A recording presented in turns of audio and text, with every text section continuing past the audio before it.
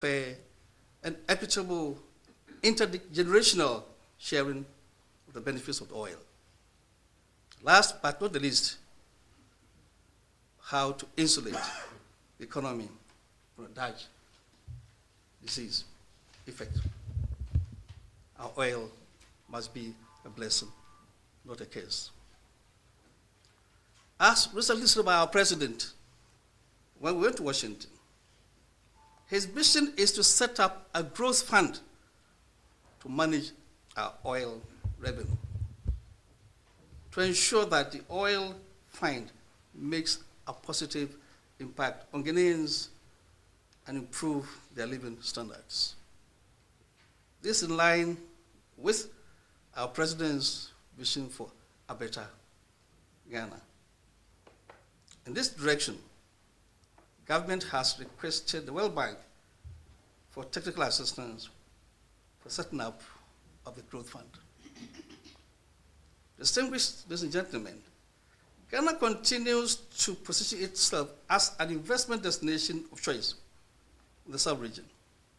There's no doubt we are the most stable nation in the sub-region. We are attracting new investments. In the last 2 years, the Ghana Investment Promotion Center registered about 617 projects with an estimated total value of $10.6 billion US dollars. Of the total projects, 416, representing 67%, were wholly foreign owned, while the remaining 201 were joint venture projects.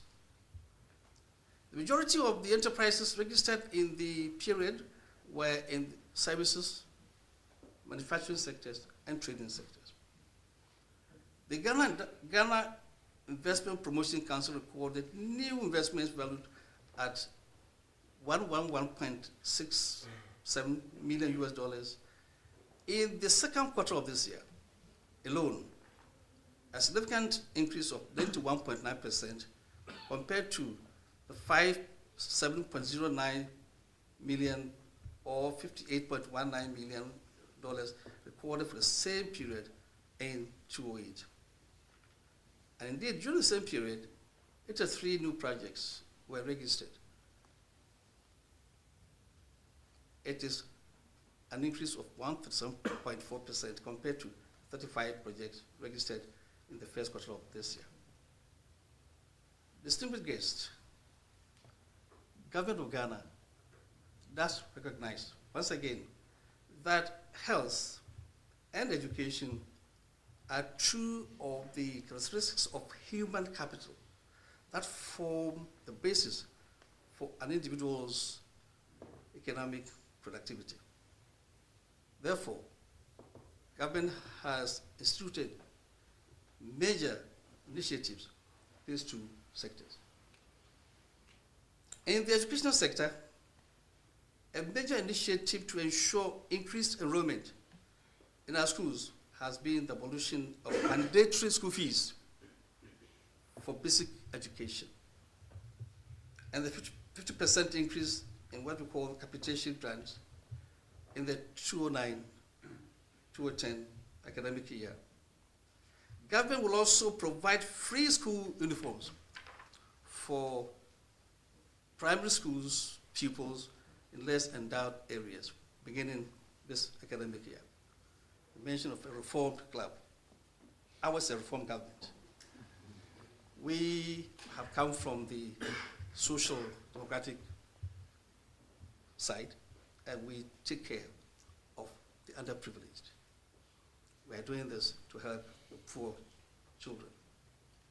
In the health sector, Mr. Chairman, there have been progressive improvement in many fronts in the delivery of health services to our people.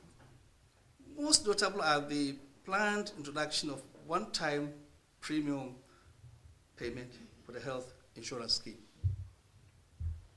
and the introduction of free maternal care for expectant mothers.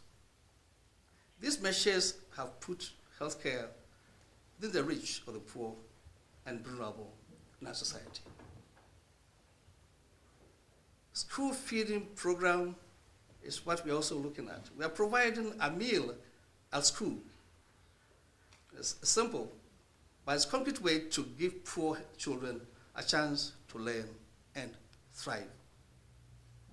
Government has increased funding to this program. This has boosted people's nutrition, provided a ready market for local farmers, and helped improve the economic welfare of the local communities. So, Chairman, in May this year, I'm sure you heard about it, comprehensive economic programs were put together by my government and submitted to the World Bank and IMF for financial support. The underlying fiscal and monetary policies were designed to unwind the macroeconomic and fiscal imbalances inherited from the previous administration, which I've talked about. In June 2009, the World Bank approved an amount of $535 million for Ghana, out of which $300 million was for budgetary support, 225 was for transport sector, and 10 million was for environmental issues. In July, the IMF also approved a loan of 387 SDRs, equivalent to $602 million as balance of payment support. An additional $425 million has also been received from the IMF under the extended special drawing rights. This allocation by the fund is to shore up our international reserves. As a result, as at 18th September, our gross international reserves, including the new SDRs allocation, stood at about $2.3 billion, representing 2.2 months of imports, goods, and services. These financing packages, of course, are a clear indication or endorsement of our government's economic policies. I'm happy also to inform you that on the 25th of September, our own, as Ghana Cocoa Board, signed $1.2 billion cocoa syndicated facility for buying of cocoa. This will also be an addition to the existing gross international reserves. It means our reserves are getting to about $3 billion from 1.7 that we talked about last June, July. Almost double it now. This will go a long way, not only to help stabilize our currency, but to strengthen it. Before this came in, it had been stabilized, was appreciating against our major trading currencies. Now that we've got all these, and what's going to happen?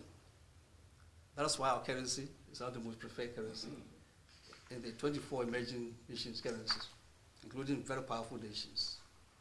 I'll not mention the names. Our growth projections of 2009